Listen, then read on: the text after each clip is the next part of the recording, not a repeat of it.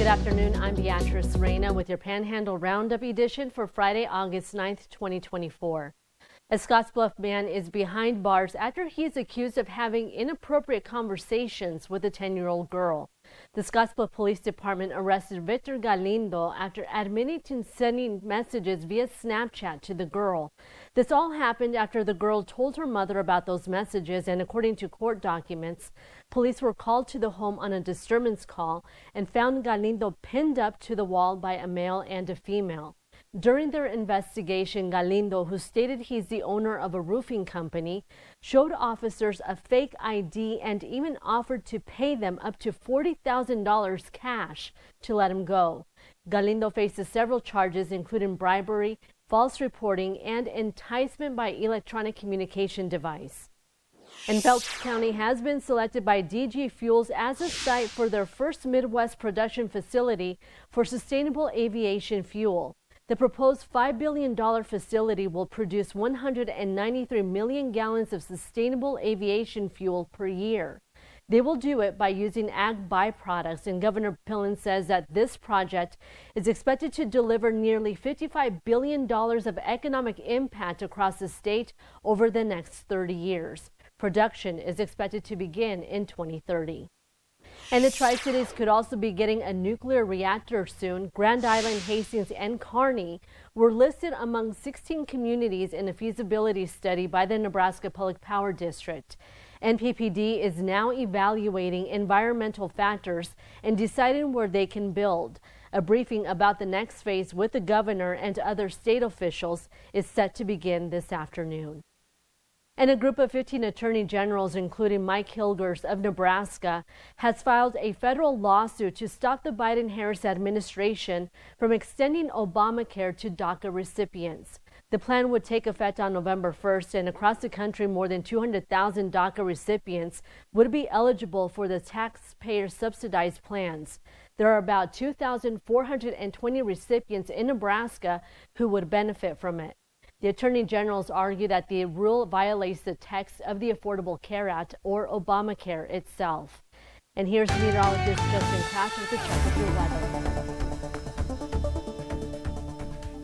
And it looks like for across the Panhandle for right now, mainly cloudy skies from the tail end of these showers and thunderstorms that are continuing to move out south, and a little bit of rain that is moving through with this cloud cover for early this morning. And it looks like for the rest of today, we're going to continue to see those clouds stick around with temperatures in those 60s and a slight chance of showers and thunderstorms for the rest of the day for the Panhandle. Right now, those temperatures in those 50s and 53 in Alliance, 55 in Scottsbluff, 56 in Kimball, 55 in Sidney. And with those temperatures, winds are blowing in from the south and southwest at about 7 to almost 13 miles per hour across the viewing area. So it looks like for the Panhandle for the rest of today, we're going to continue to see those cloudy skies and a slight chance of showers and thunderstorms. And then into this weekend, as temperatures are in those high 70s for tomorrow, and then Sunday, temperatures getting into those high 80s with the chance of rain and thunderstorms sticking around. And then for Monday to start off next week,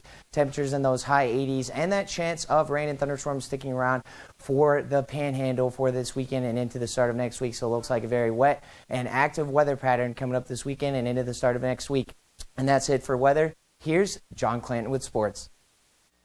Welcome to the Sports Desk. The Western Nebraska Pioneers wrap up their season and they have a new head coach.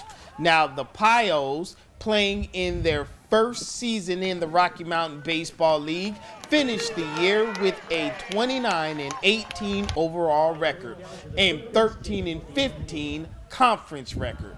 When the season begins next year, the Pioneers will have a new head coach, as Omaha native Easton Babe has been named to the position and becomes the Western Nebraska Pioneers' 6th head coach in history. Babe is currently an assistant coach at Arizona Christian University. He also has Summer Collegiate Baseball League experience, coaching in the Alaska Baseball League and the Corn Belt League in Omaha. Western Nebraska scheduled to open season number 8 on May 27th of 2025.